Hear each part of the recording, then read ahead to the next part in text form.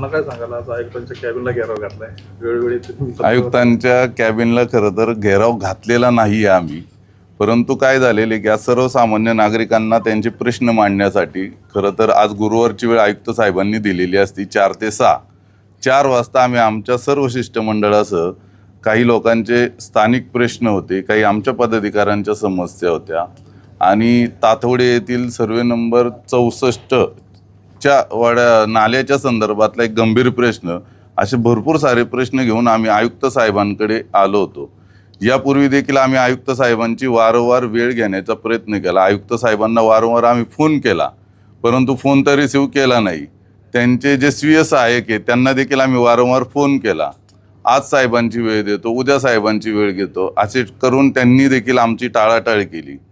आज आम्ही ठरवलंच होतं की पब्लिक प्लेसला तरी साहेब आज आम्हाला भेटतील, परंतु आम्हाला वाटते की खरंच आयुक्त साहेब हे पिंपरी चिंचवड शहराचे आयुक्त बनण्याची त्यांची कुवत नाही आहे असं या ठिकाणी वाटतंय. कारण की काय आहे की सर्वसामान्यांचे प्रश्न जे असतात ते जाणून घेण्याऐवजी ते वारंवार पळ काढण्याचा आमच्यापासून प्रयत्न करतात.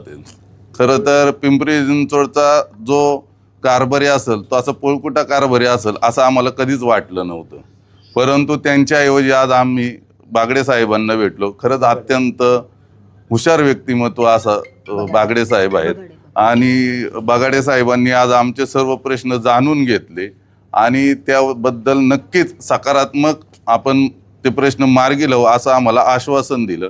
येत्या सोमवारी पुन्हा एकदा ते स्वतः म्हटले की आपण भेटूयात आणि यावरती पुन्हा एकदा चर्चा करूयात. सोमवारमध्ये आयुक्तांनी भेट नाही दिली तर त्यापुढची भूमिका काय असेल? जर सोमवारपर्यंत मी आणि विशेष बाब म्हणजे त्यांच्या स्वीय सहाय्यकांचं असं म्हणणं आहे की बाबा तुम्ही भाजप पदाधिकारी आहात का? मला एक म्हणायचं की आयुक्त फक्त भाजपच्याच पदाधिकाऱ्यांना भेटतात का? सर्वसामान्य आज एक ताई होत्या इथं, त्या पण 4 वाजता आमच्यासाठी आमच्या संघ बसल्या होत्या.